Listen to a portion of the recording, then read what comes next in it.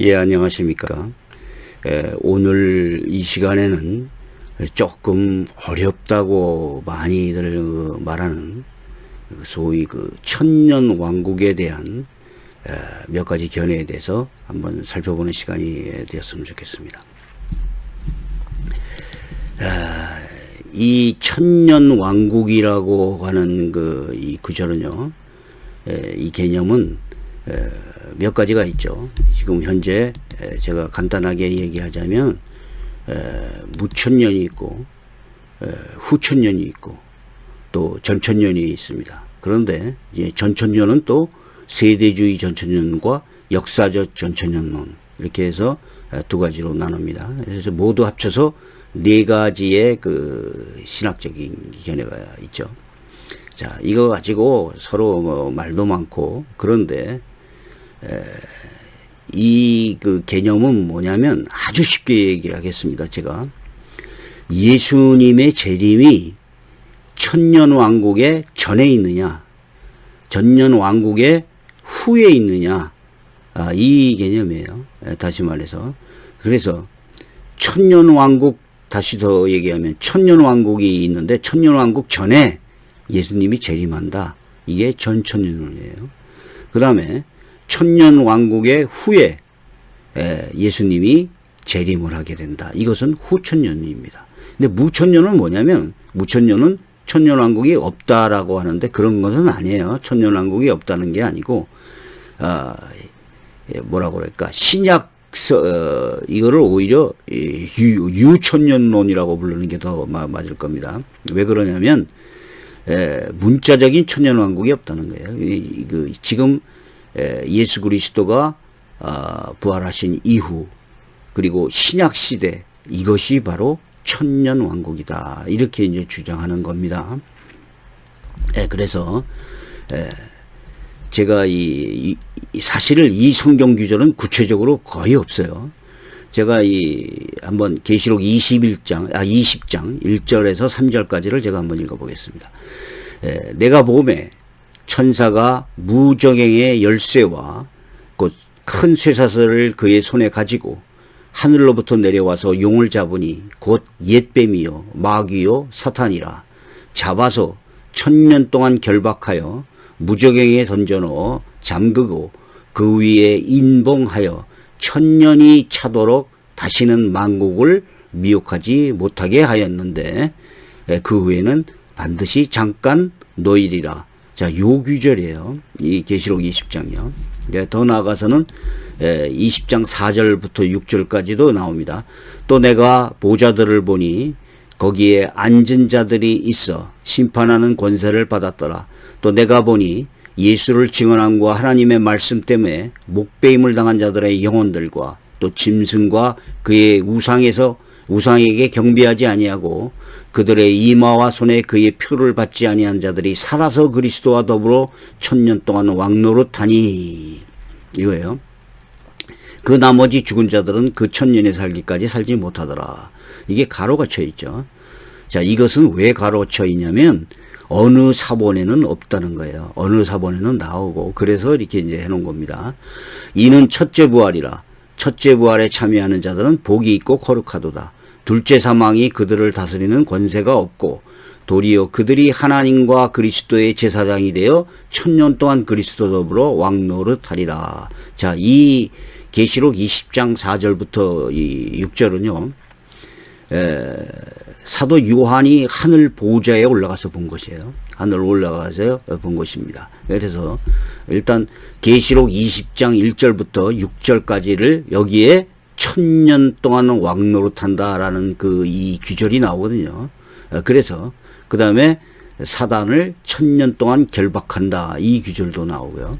그래서 이거를 가지고 이제 1000년 왕국이 언제 있느냐라는 것이에요. 그래서 아까 잠깐 말씀드렸죠. 1000년 왕국 전에 예수님이 재림하느냐, 1000년 왕국 후에 예수가 재림을 하느냐, 아니면 지금 이미 지나온 우리 신약 시대가 바로 교회 시대, 신약 시대가 1000년이다라고 하는 그런 관점이냐, 이거를 가지고 지금 많은 견해들이 있고 또 여기에서 단지 네 가지만 제가 얘기를 했는데 여기에 변형되는 또 이론들이 수많이 나옵니다. 근데 이제 이 네 가지 견해에 대해서 우리나라 초기 전통적인 이 기독교의 견해는 역사적 전천년이었습니다. 근데 현재는 무천년이 주류를 이루고 있죠.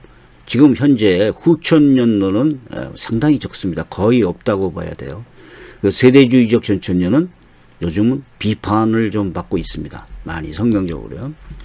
이 네 가지 견해에 대해서 특히 극단적 세대주의, 변질적 세대주의라고 불리는 이런 종말론에는 상당히 주의를 좀 해야 됩니다. 최근에는요, 이 음모론이 여기에 혼합되고 있습니다. 그래서 원래가 이 세대주의라고 하는 것은 자유주의적인 해석에 반발해서 성경은 문자적으로 해석해야 된다는 취지로 시작된 어떤 신학적인 성향인데, 극단적 세대주의는 오히려 주관적이고 자의적인 해석을 근거로 성경을 해석합니다.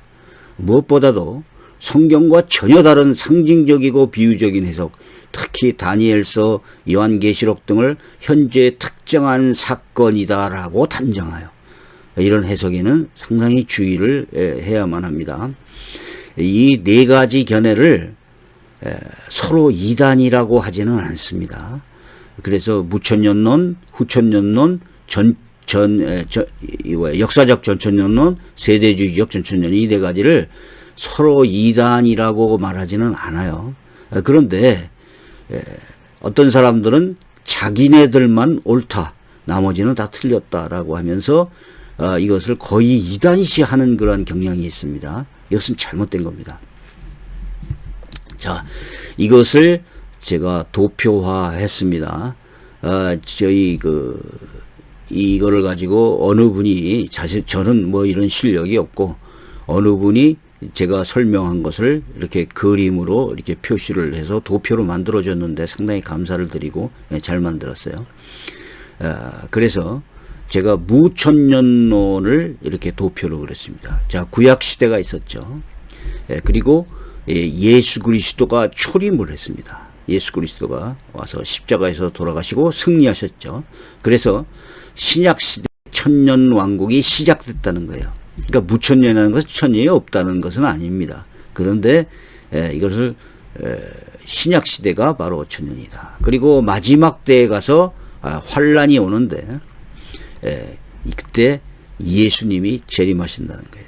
그럼 이때 아마겟돈, 곡과 마곡의 전쟁, 이것도 물론 상징적인 것이지만 이런 이제 반대 세력, 안티 세력들이 여기에서 이제 반기독교적인 세력들이 나타나고 적그리스도가 나타나고 뭐 모든 의미를 둘 수 있죠. 예수님이 여기서 재림을 하셔가지고 여기서 최후의 심판을 하신 다음에 악인은 지옥으로 가고 의인은 천국으로 간다. 예수님이 재림과 동시에 우리들도 다 부활을 하는 거죠. 악인도 부활하고 의인도 부활합니다. 그래서 여기서 최후 심판을 받는다. 이것이 무천년론입니다. 정확하게 표현하자면 무천년론은 천년이 정확한 숫자적이라는 것이 아니에요. 뭐 999년, 1000년 이렇게 얘기한다는 것은 아닙니다. 그래서 천년은 상징적으로 어떤 신약 시대 그리고 현재도 진행 중이라고 보는 견해입니다. 요한계시록 20장 4절에서 6절, 아까 이 1절에서 3절까지는 사탄이 결박당하는 것이고 4절부터 6절까지는 죽은 성도들의 영혼이 하늘에서 통치를 누리고 있다는 것입니다. 그래서 사탄의 결박은 그리스도의 초림부터 시작해서 재림까지 계속된다는 거예요. 그래서 사탄이 결박된 사건을 곧 십자가라고 보는 겁니다. 십자가에서 부활하심으로써 사단이 치명상을 입게 됐다. 이것을 사단의 결박 사건이라고 보는 것이에요. 그래서 지금도 물론 사탄과 일부가 활동에 제한을 받고 있지만은 지금도 활동하고 있다는 거예요. 약화되었다는 것이죠. 그리고 그리스도의 재림 전에 적 그리스도가 나타나서 배도와 환란이 극에 달할 것이라고 봅니다. 그리고 그리스도의 재림은 단일한 한 번의 사건이고 재림 때에 의인과 악인이 모두 부활하여 악인들은 영벌에 의인들은 영생에 누릴 것이라고 보는 이 견해입니다. 자, 이 무천년이 설은요, 문자적으로 숫자적인 천년왕국을 부정하고 요한계시록 20장의 천년왕국은 신약시대에 대한 긴 시간의 상징적인 표현이라고 보기 때문에 무천년이라고 불렸고 천년이 없다는 뜻은 아닙니다. 이것은 어거스틴, 루터, 켈빈, 카이퍼, 바빙크, 벌고프 이런 이 사람들이 가졌던 견해고요. 지금 장로교들과 감리교들 뭐 이런 그 일반적인 그 정통교회들이 갖고 있는 무천년설입니다. 무천년설은요, 그리스도의 재림, 죽은 자의 부활, 최후 심판을 일치되는 사건이라고 보는 것이죠. 그리고 현재 하나님의 나라는 바로 그리스도의 영원한 나라로 직접 넘어간다고 주장합니다. 물론 무천년설은 획일적이 아니고 무천년 안에서도 다양한 견해가 나옵니다. 자, 후천년설은 뭐냐면, 자, 구약시대가 있었고 예수 그리스도가 초림을 했어요. 그리고 신약시대가 있습니다. 이것까지는 같아요. 그런데 신약시대 말에 천년왕국이 시작된다는 거예요. 그리고 나서 천년왕국 마지막 때 예수님이 재림을 하고, 그리고 여기에 마지막 최후의 그 사탄과의 전쟁이 나오매 그 다음에 최후 심판이 있고 천국과 지옥으로 분류가 된다, 이렇게 얘기하는 거예요. 그리고 이것은 어떤 단점이냐면 우리가 살고 있는 이 신약 시대가 마지막에 가서 천년왕국이 된다는 얘기입니다. 자, 이것이 그 이제 후천년은 무천년과 비슷하죠. 이 천년왕국이 지난 다음에 예수의 재림이 있다. 자, 교회 시대 마지막에 이 세상이 기독교화될 것이다. 천년왕국이 이루어진다. 그런데 무천년론은 이 천년 이후에 배도와 환란이 극대화된다는 것인데, 후천년론은 마지막에 죄와 악이 다 사라지고 최적의 평화적인 상태가 된다는 것이에요. 천년왕국이 이루어진다는 겁니다. 자, 그러나 이것은 성경에서 말하는 말세 징조와는 다릅니다. 이거 설명하기 어렵죠. 특히 계시록 20장 4절 6절은 후천년을 반영하지 않습니다. 이 견해는 찰스 하지, 윌리엄 쉐드, 로트 댐니, 워필드 등이 가졌던 견해고, 지금도 이러한 주장을 지지하는 사람들은 상당히 적습니다. 자, 특히 이제 감리교의 웨슬레 목사는 어떤 사람들은 후천년론을 지지했다라는 사람도 있고, 어떤 사람들은 무천년을 지지했다는 사람도 있어요. 그런데 몇 군데 이 서적들을 보니까 오히려 무천년론에 가까웠다라는 그런 그 견해들이 있습니다. 자, 후천년들은 전체적으로 그 말세의 그 어려운 시대, 뭐 믿음이 없고 배교적인 시대가 올 것을 성경이 계속 얘기를 하고 있어요. 예를 들면 뭐 거짓 선지자가 많이 일어나 많은 사람을 미혹하게 하겠으며 말세에 고통하는 어려운 때가 이르리니, 뭐 전부 이런 거잖아요. 많은 거짓 선지자가 세상에 나왔습니다. 뭐 이런 거, 이 거짓 그리스도 뭐 이런 것들을 많이 나오죠. 자기 사역을 쫓을 스승을 뭐 나오고, 이런 것들을 어떻게 설명을 해요? 그래서 설명할 수가 없다는 거예요. 자, 이 후천년론은 그 중반까지는 상당히 많이 유행을 했는데, 지지를 많이 받았는데 1차 대전, 2차 대전이 일어난 이후에 오히려 시대적 상황과 맞지 않는다라는 평가를 많이 받았습니다. 그래서 지금 후천년은 적어요. 사람들이 많이 적습니다. 자, 그 다음에 세대주의적 전천년설이 있습니다. 구약시대 예수 그리스도의 초림과 신약시대는 같습니다. 근데 중간에 예수님이 공중을 재림을 한다는 거예요. 그리고 여기에 휴거가 있다는 것입니다. 이 휴거는 교회가 들림을 당한다는 게, 교회가. 그리고 교회는 그 휴거를 해서 하늘에서 예수 그리스도와 함께 있고 7년 대환란이 시작된다는 것이죠. 자, 이것도 무슨 3년 반으로 나눠 가지고 뭐 전환란, 후환란, 환란 전, 환란 후, 이거 무지하게 그 견해가 많습니다. 자, 이런 것까지 다 이렇게 할 필요는 없고. 자, 그리고 나서 7년 환란이 있은 다음에 예수와 교회의 지상재림 및 심판이 있다는 거예요. 그래서 여기서 예수님이 지상재림 또 한 번 재림을 한대요. 자, 어떤 세대주의는 예수님이 3번 재림한다고 얘기도 합니다. 자, 그래서 이렇게 예수님과 공중재림과 지상재림이고, 공중재림은 교회를 위한 것이고 지상재림은 이스라엘 왕국을 꾸미기 위한 것이라는 거예요. 그래서 마지막에 생기는 청년왕국은 이스라엘만의 왕국이 세워진다라는 견해입니다. 그래서 여기에 뭐 아마겟돈 전쟁이 있고 천년왕국이 세워진다면 고가만 전쟁이 있고, 이것도 또 둘로 나누죠. 그래서 이 최후 심판은, 자, 여기 교회가 이미 공중재림을 휴거를 받았기 때문에 악인들만 심판을 받는다라고 얘기를 합니다. 악인들만. 네, 이렇게 해서. 그런데 성경에서는 악인들만 최후 심판을 받는다고 얘기하지 않아요. 그래서 이런 거 재림을 2번으로 나누고, 그리고 이런 거 여러 가지 그 이유 때문에 세대주의 전천연설은, 후천연설은 이제 지금은 주장한 사람들이 적은 대신에 세대주의 전천연설은 지금도 주장한 사람이 많아요. 근데 이것은 많은 비판을 받고 있습니다. 그리고 물론 이단이라고 말하기는 곤란해요. 그리고 이 세대주의에서 나온 극단적 세대주의, 변질된 세대주의가 이단이라고 불린다는 거예요. 이거에 대해서 조심해야 된다는 겁니다. 자, 세대주의 전천년은 스코필드, 파인버거, 체이퍼 뭐 이런 사람들이 주로 세대주의자들이 이 견해를 가졌습니다. 그래서 세대주의적 전천년이라고 불리죠. 그래서 세대주의의 특징은 유대인의 왕국과 교회 시대를 분리시켜 갖고 천년 왕국은 이스라엘만의 왕국이라고 주장하는 거예요.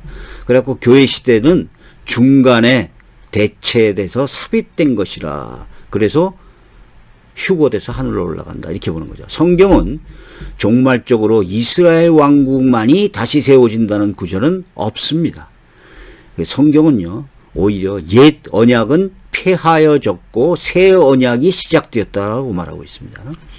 성경은요, 유대인이든 이방인이든 누구든지 예수를 믿음으로 동일한 구원을 받는다고 말합니다.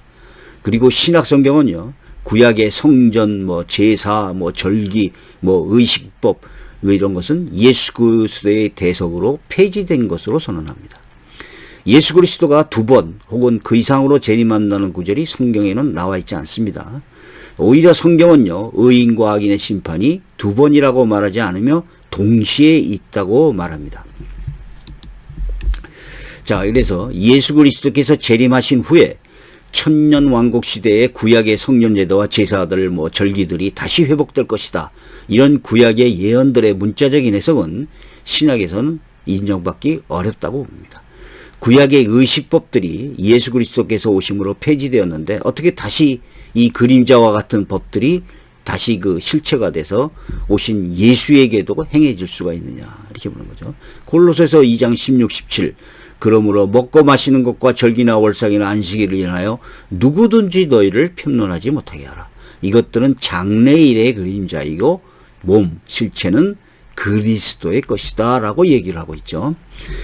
자, 히브리서 8장 13절에는 이렇게 합니다. 새 언약이라고 말씀하셨음에, 새 언약이 뭡니까? 예수 그리스도의 피로 맺은 언약입니다. 첫 것은 뭡니까? 구약 율법이죠. 낡아진 게 하신 것이니 낡아지고 쇠하는 것은 없어져 가는 것이니라 라고 성경이 말하고 있어요. 자, 그래서 이런 성경 구절이 있죠. 또 이 성경은 이스라엘 회복과 그 이스라엘 왕국에 대해서 언급하는 구절이 있느냐? 없습니다. 이스라엘의 옛 언약이 예수 그리스도의 피로 세워진 새 언약으로 바뀌었다라고 말하고 있어요. 오히려 육적인 혈통적인 그 이스라엘이 아니라 예수를 믿는 사람들이 영적 이스라엘로 바뀌었다고 말하고 있습니다. 자, 히브리서 10장 9절, 방금 전에 그 히브리서 8장 13절을 얘기했는데 10장 9절에도 똑같이 나옵니다. 그 후에 말씀하시기를 보시옵소서, 내가 하나님의 뜻을 행하러 왔나이다 하셨으니 그 첫째 것을 폐하심은 둘째 것을 세우려 하심이라. 이거 어떻게 설명을 하냐? 자, 여기에 로마서 2장 28절. 대저 표면적 유대인이 아니요, 표면적 육신의 할례가 아니냐. 오직 이면적 유대인이며 할례는 마음에 할지니 신령이 있고 의문에 있지 아니한 것이라. 자, 이렇게 성경은 얘기해요. 유대인의 혈통과 그 육신적인 그 이런 것이 중요한 것이 아니에요. 오히려 예수를 믿는 사람들이 이스라엘이라고 불린다는 거예요. 자, 이런 구절들이 성경에 상당히 많습니다. 그렇기 때문에 세대주의가 지금 비판을 많이 받고 있어요. 자, 마태복음 8장 11절. 너에게 이르노니 동서로부터 많은 사람이 이르러 아브라함과 이삭과 야곱과 함께 천국에 앉으려니 와. 자, 동서로부터 많은 사람이, 옛날에는 이스라엘이 선택된 민족이었죠. 그런데 지금 아브라함과 이삭과 야곱과 함께 천국에 앉을 사람들은 동서로부터 많은 사람이에요. 근데 여기 뭐라고 되어 있냐면 나라의 본 자손들은 바깥 어두운 데 쫓겨나 거기서 울며 이를 갈미 있으리라, 이렇게 얘기를 한다는 거죠. 자, 물론 이스라엘 백성들도 예수를 그리스도를 메시아로 믿고 따르는 사람들은 구원을 받습니다. 갈라디아 3장에도 이렇게 나와요. 그런즉 믿음으로 말미암은 자들은 아브라함의 아들인 줄 알지어다. 하나님이 이방을 믿음으로 하여 의로 정하실 것을 성경이 미리 알고 아브라함의 복음을 전하되 모든 이방이 너를 위하여 복을 받으리라 하였으니 그러므로 믿음으로 말미암는 자는 믿음이 있는 아브라함께 복을 받느니라. 자, 이렇게 얘기해요. 그래서 믿음으로 구원을 받는 사람들이 바로 아브라함의 아들이어야 된다는 거예요. 믿음의 조상이 바로 아브라함이죠. 자, 그래서 이 세대주의 전천론의 그 골격은요, 예수님이 지상재림과 공중재림과 이 두 번 있다는 거예요. 그리고 7년 환란이 일어나는데 뭐 전환란, 뭐 후환란, 뭐 합쳐서 7년 대환란, 성경에는 7년 대환란이라는 구절이 전혀 나오지 않습니다. 자, 그리고 뭐 이것이 7년 대환란이 되고 나서 뭐 지상강림이 있고 뭐 천년왕국이 되고 뭐 이런 것이 이제 얘기해요. 예수님의 공중재림, 지상재림은 성경에 없습니다. 이런 것들에서 다양한 주장들이 있어요. 뭐 전환란, 뭐 후환란, 무슨 막 7년 대환란, 이것도 성경에 나오지 않아요. 먼저 그 다니엘서가 말하는 3년 반이라는 시간은 BC 170년 전에 안티오코스 에피파너스 헬라의 왕이었죠. 이 사람들이 쳐들어왔던 이 고난 기간을 얘기합니다. 이 유대인들은요, 우리나라 사람들이 6.25 광복절을 다 알듯이 이 유대인들은 이 지금 사람들도 다 알고 있습니다. 그래서 안티오코스 에피파네스가 쳐들어온, 그래서 성전을 그 더럽힘을 했던 거, 이때 수백만 명의 유대인들이 죽어요. 어느 정도였냐면 그 성경책, 율법책을 갖고 있었던 사람들은 전부 잡아다 죽였습니다. 그리고 율법책은 불에다 태웠어요. 할례를 받은 어린애들은요, 그 부모의 목에다 걸어갖고 죽였습니다. 이게 유대사에 다 나와요. 그래서 이것이 거의 3년 반 동안 이런 일이 있었어요. 그래가지고 이 성전에다가 그 제우스 신을 거기다가 뭐 독수리상을 뭐 숨겨놓고 막 이랬습니다. 그리고 돼지고기를 거기서 뭐 돼지를 잡아가지고 나눠 먹고, 이래서 상당히 여기서 모욕을 당했죠. 유대인들이 많이 주고 고통을 당했습니다. 자, 이 사건을 바로 얘기하는 거예요. 3년 반. 그런데 이것을 사도 요한계시록에서 다시 얘기합니다. 그것은 뭐냐면 종말적으로 겪게 될 기독교인들을 포함해서 모든 구원을 받은 교회에 앞으로 3년 반이라는 짧은 환란이 있을 것이다. 그런데 천년왕국이라는 건 뭐예요? 아주 긴 시간, 3년 반, 짧은 고난, 이런 것을 상징적으로 얘기한 것입니다. 자, 이 3년 반을 뭐 미국의 대통령 임기 안에 뭐 나온다, 뭐 이스라엘 수상, 뭐 거기에 뭐, 그리고 뭐 대통령이 적그리스도고 뭐 이스라엘 수상도 적그리스도고 막 이런 얘기들 나와요. 특정한 인물과 특정한 사건에다가 막 맞춰가지고 뭐 음모론, 종말론 얘기나. 자, 이것이 바로 극단적 세대주의라고 불리는 거예요. 음모론이라고도 불리죠. 이런 절대로 넘어가면 안 된다는 거예요. 자, 데살로니가 전서 4장을 보면요, 이게 나옵니다. 주께서 호령과 천사장의 소리와 하나님의 나팔사로 친히 하늘로부터 강림하시리니 그리스도 안에서 죽은 자들이 먼저 일어나고 그 후에 우리 살아남은 자들이 그들과 함께 구름 속으로 끌어올려 공중에서 주를 영접하게 하리니 그리하여 우리가 항상 주와 함께 있으리라. 이것을 세대주의선 비밀제밀이라고 부릅니다. 그래가지고 가시적 재림이다, 영광스러운 모습이다, 이렇게 얘기를 하고 뭐 7년 동안 혼인잔치 얘기한다, 이런 말은 성경에 안 나와요. 그 다음에 여기는 뭐 우리뿐만 아니라 그리스도 안에서 죽은 자들이 먼저 일어나고 살아남은 자들도 올라간다. 이것이 과연 이제 휴거라고 불리는데, 휴거는 성경에 나오지 않습니다. 상징적일 수도 있어요. 우리는 그걸 모른다고 말할 수밖에 없겠지만, 이것은 상징적이라는 견해도 있고 여러 가지 그 견해가 있습니다.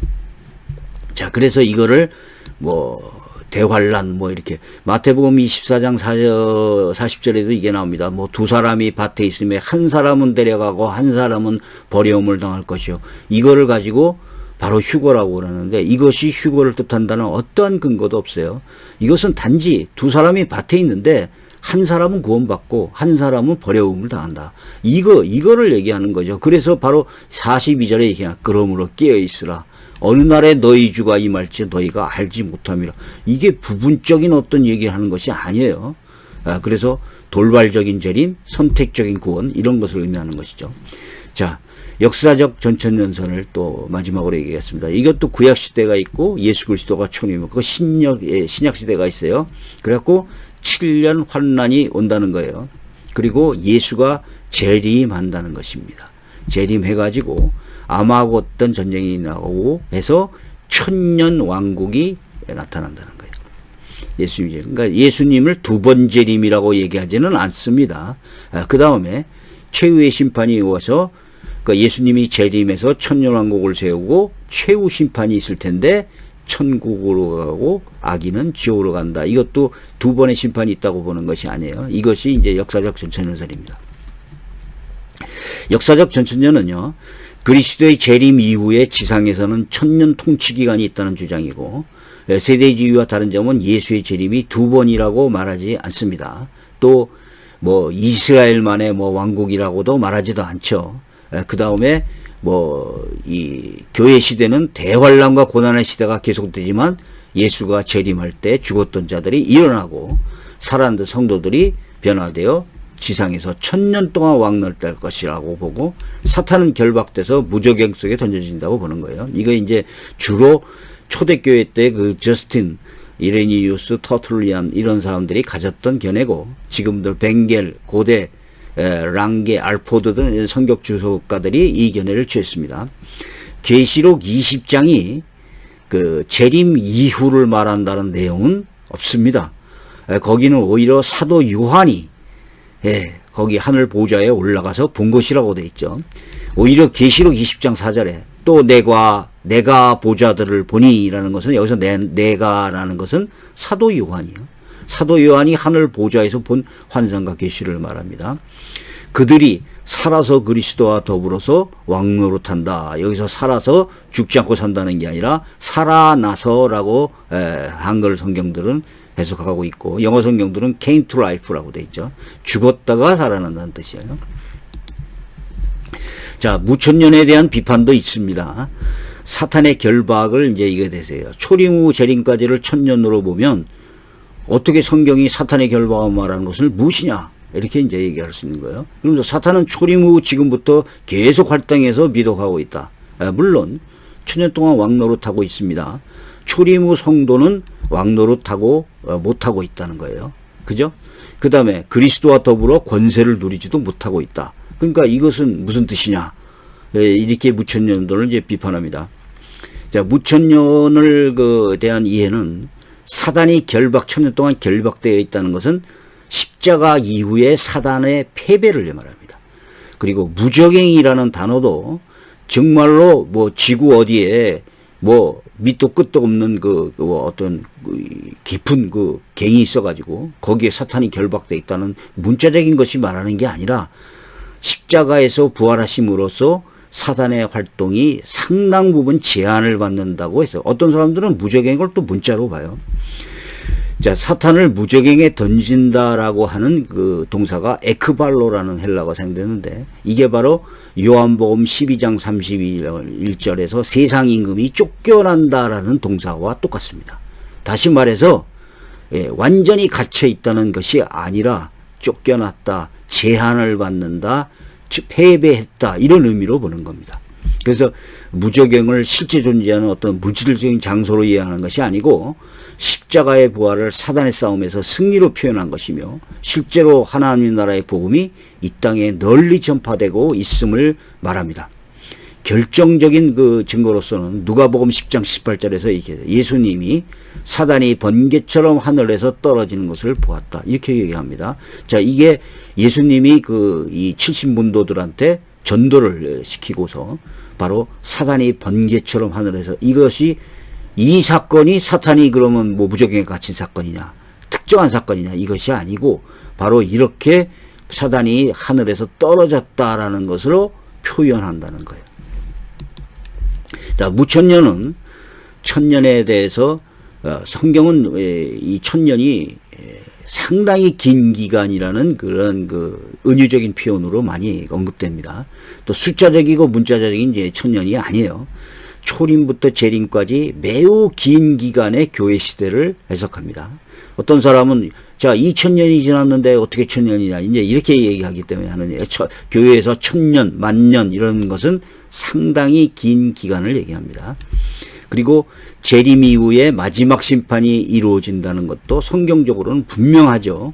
그래서 계시록 20장 4절 6절에서 제단 앞에 있는 영혼들은 산자의 영혼들이 아니라 죽은 자들의 영혼이 하늘 제단에 있는 것이고, 사도 요한이 이것을 하늘 보좌에 올라가서 본 것이라고 얘기하는 거예요.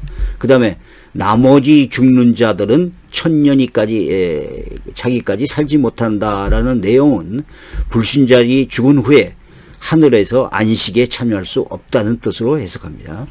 자, 왕노릇한다, 12지파를 심판한다는 것은 실제 우리가 왕이다, 우리가 심판주다 이렇게 하는 것이 아니고 낙원에서 그와 같은 권세에 참여한다는 뜻으로 해석을 하는 것입니다. 자, 그레고리 빌이라는 사람이 있어요. 요한계시록의 아주 권위자죠. 이 사람이 이렇게 합니다.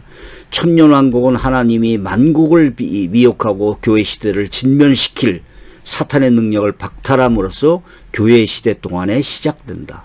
자, 또 천년왕국은 죽은 성도들이 영혼의 부활을 통해 그리스도와 함께하는 제사장과 왕으로서의 영적 사망을 이기는 권세를 가진 거룩한 장소의 자리에 참여함으로써 교회 시대 동안에 시작된다는 것이다.